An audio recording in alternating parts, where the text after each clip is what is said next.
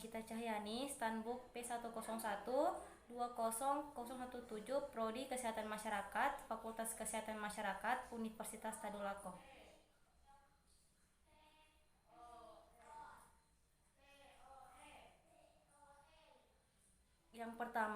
Pembahasan yang pertama, kawasan konservasi. Kriteria umum penetapan kawasan konservasi. Nah, kriteria dalam memilih calon lokasi konservasi yang ada 5. Yang pertama, kriteria ekologi, kriteria sosial, kriteria ekonomi, kriteria regional, kriteria pragmatik. Yang pertama, kriteria ekologi. Ada keanekaragaman. Nah, varietas atau kekayaan ekosistem, habitat, komunitas, dan spesies. Kemudian yang kedua, alamiah, yaitu ketidakadaan gangguan atau perusakan. Kemudian yang ketiga, ketergantungan, yaitu tingkatan yang mana suatu spesies tergantung pada daerah yang ditempati atau tingkatan yang mana suatu ekosistem tergantung pada proses ekologis yang terjadi di daerah tersebut. Kemudian perwakilan. Nah, tingkatan yang mana suatu daerah mewakili suatu tipe habitat, proses ekologis, komunitas biologis, kondisi fisiografis, atau karakteristik alam lainnya. Kemudian keunikan. Sebagai contoh adalah habitat dari spesies langka yang terdapat hanya di satu daerah. Kemudian integritas, yaitu tingkatan yang mana suatu daerah merupakan suatu unit yang berfungsi atau efektif mampu melestarikan ekologi sendiri. Kemudian produktivitas, yaitu tingkatan yang mana proses produksi dalam area menyumbangkan keuntungan kepada spesies atau manusia. Kemudian yang terakhir itu kerentanan, yaitu kerentanan daerah terhadap kerusakan oleh peristiwa alam atau aktivitas manusia. Kemudian yang kedua yaitu kriteria sosial. Yang pertama, penerima masyarakat, yaitu tingkat dukungan masyarakat lokal. Kemudian kesehatan masyarakat, yaitu tingkat kebersihan kawasan konservasi laut dari pencemaran atau penyakit pada manusia. Kemudian rekreasi, yaitu tingkatan yang mana area bisa digunakan untuk rekreasi oleh masyarakat sekitar. Kemudian budaya, yaitu nilai-nilai agama sejarah, artistik atau nilai-nilai lainnya di lokasi. Kemudian yang estetika, yaitu panorama laut, daratan atau lainnya. Kemudian konflik kepentingan. Daerah lindung akan mempengaruhi kegiatan masyarakat lokal. Nah, kemudian penyelamatan, yaitu terkait pada tingkat kebahayaan terhadap manusia dari arus deras, ombak, rintangan atau halangan dari dasar laut, gelombang, dan bahaya-bahaya lain. Kemudian kemudahan yang dimaksud di sini adalah kemudahan lokasi untuk dijangkau baik melalui darat maupun laut oleh para pengunjung, mahasiswa, peneliti, dan nelayan. Kemudian penelitian dan pendidikan terkait dengan kualitas pemanfaatan, yaitu area yang mempunyai berbagai sifat ekologis dan dapat dimanfaatkan untuk penelitian dan praktek kerja lapangan.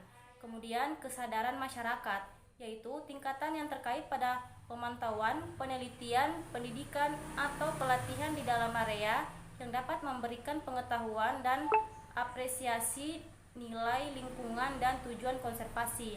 Kemudian konflik dan kesesuaian, yaitu tingkatan yang terkait dengan manfaat area dalam membantu memecahkan konflik antara nilai-nilai sumber daya dan aktivitas manusia, atau tingkatan yang sesuai atau cocok di antara keduanya. Kemudian yang terakhir itu petunjuk, tingkatan yang di mana area dapat dijadikan sebagai lokasi kontrol untuk penelitian ilmiah. Kemudian kriteria ekonomi. Yang pertama, kepentingan untuk spesies. Tingkatan yang terkait pada nilai penting spesies komersial tertentu yang ada di suatu area. Kemudian kepentingan untuk perikanan, tergantung pada jumlah nelayan dan ukuran hasil perikanan. Kemudian ancaman alam, yaitu perubahan lingkungan yang mengancam nilai secara keseluruhan bagi manusia. Kemudian keuntungan ekonomi. Upaya perlindungan akan mempengaruhi ekonomi lokal jangka panjang. Kemudian pariwisata, yaitu nilai potensi daerah yang saat ini untuk pengembangan pariwisata.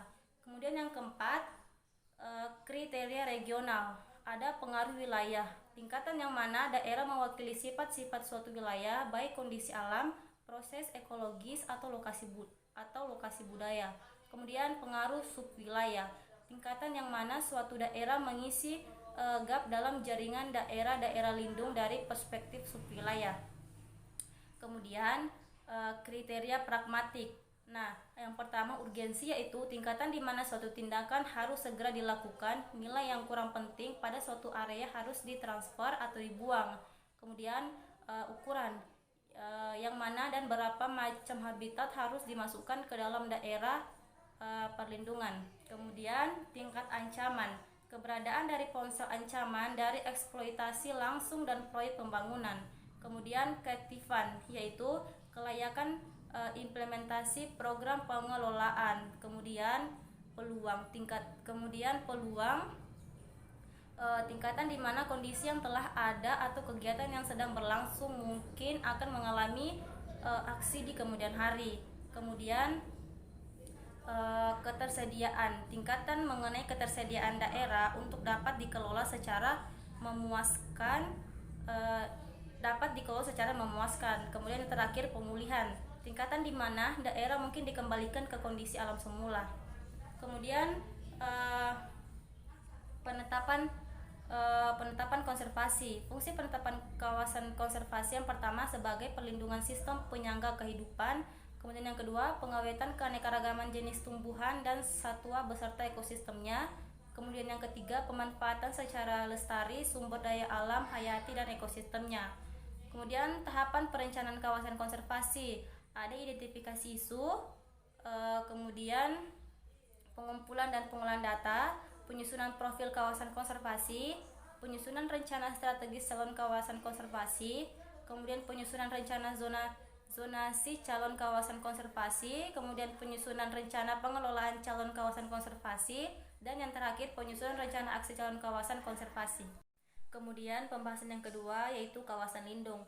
Pengelolaan kawasan lindung yaitu rangkaian proses kegiatan mulai dari perencanaan, penataan, pengaturan, pengawasan, dan evaluasi terhadap kawasan lindung agar tujuan penetapan kawasan lindung dapat diwujudkan. Kemudian tujuan dan sasaran pengelolaan kawasan lindung. Tujuannya yaitu untuk mencegah timbulnya kerusakan fungsi lingkungan hidup. Kemudian sasaran pengelolaan kawasan lindung adalah yang pertama mempertahankan dan menjaga fungsi lindung hutan terhadap tanah air, iklim, tumbuhan dan satwa serta nilai sejarah dan budaya bangsa. Kemudian yang kedua, mempertahankan keanekaragaman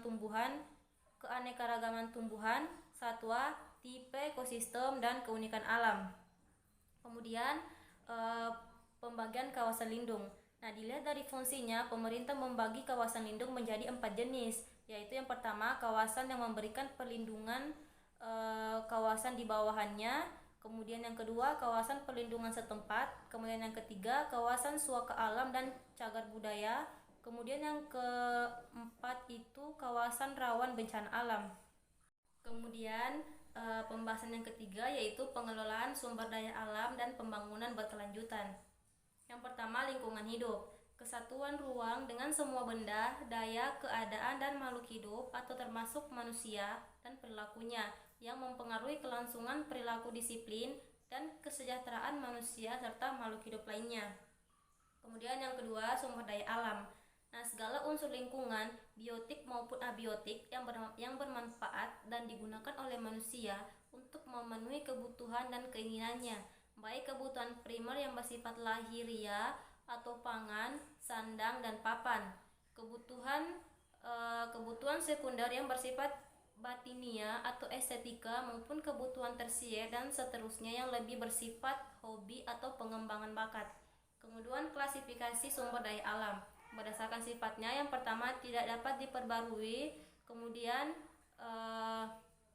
ada tembaga, besi, emas, batu bara, minyak, dan lain-lain. Kemudian yang kedua dapat diperbarui seperti hewan, air, tanah dan lain-lain. Kemudian yang ketiga prinsip ekosistem. Nah, prinsip ekosistem yang pertama, yaitu adanya keanekaragaman. Kemudian yang kedua adanya saling keterkaitan dan saling ketergantungan. Kemudian yang ketiga adanya keteraturan dan keseimbangan yang dinamis. Kemudian yang ketiga adanya keteraturan dan keseimbangan yang dinamis. Yang keempat adanya harmonisasi dan stabilitas. Kemudian adanya manfaat dan produktivitas.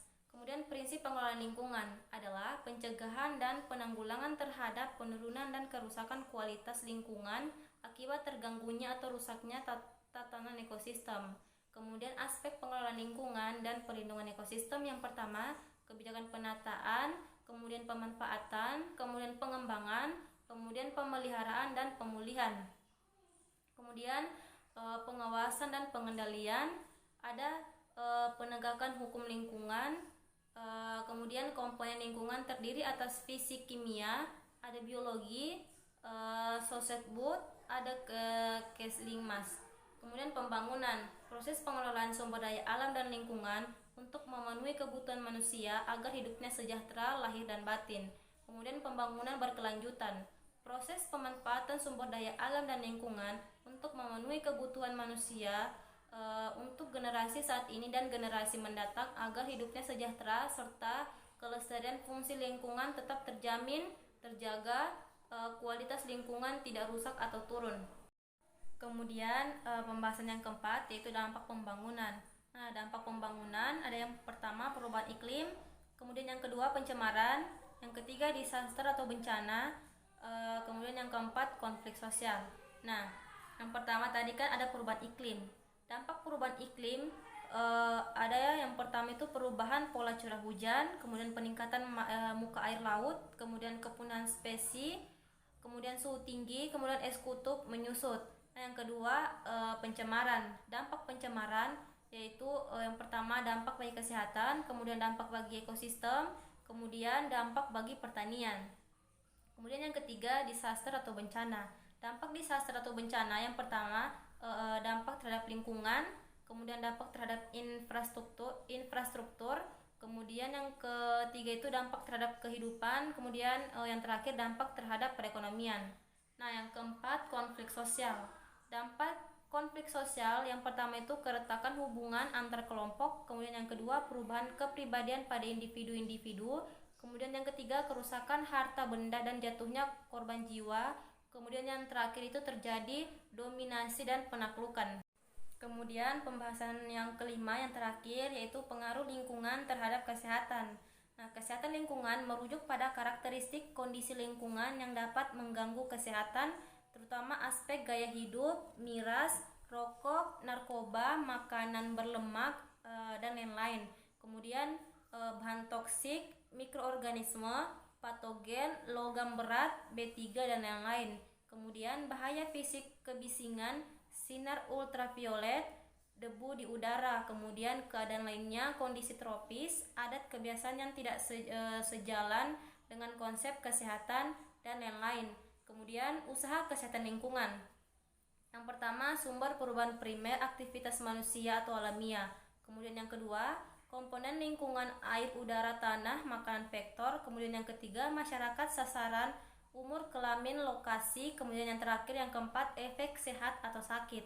Kemudian mata rantai kesehatan lingkungan. Yang pertama sumber emisi, kemudian yang kedua masuk ke lingkungan, yang ketiga pajanan terhadap manusia, yang keempat dosis internal, yang kelima dosis target organ, yang keenam dosis efektif biologis, yang ketujuh kerusakan fungsi dan struktur, kemudian yang kedelapan efek klinis.